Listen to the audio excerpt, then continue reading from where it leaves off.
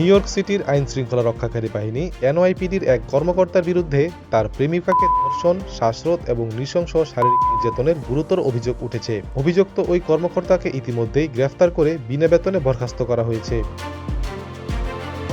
আদালতের নথি ও প্রসিকিউটরদের দেওয়া তথ্য অনুযায়ী অভিযুক্ত পুলিশ কর্মকর্তার নাম অমরিন্দর বাওয়া, যার বয়স 29 বছর। গত 4 জুলাইয়ের উইকেন্ডে কুইন্সে তার প্রেমিকার অ্যাপার্টমেন্টে প্রথমবার ভয়াবহ এই যৌন নিপীড়নের ঘটনা ঘটে। ভুক্তভোগী নারীর বাধা ও আকুতি উপেক্ষা করে তাকে জোরপূর্বক ধর্ষণ করা হয় বলে ফৌজদারি অভিযোগ উল্লেখ করা হয়েছে।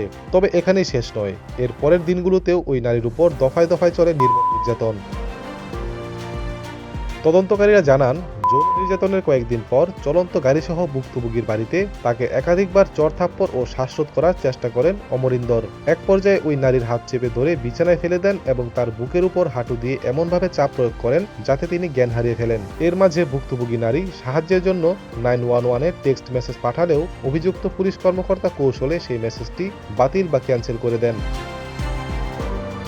সর্বশেষ গত 10 জুলাই অভিযুক্ত কর্মকর্তা আবারও জোরপূর্বক ওই নারীর অ্যাপার্টমেন্টে প্রবেশ করেন।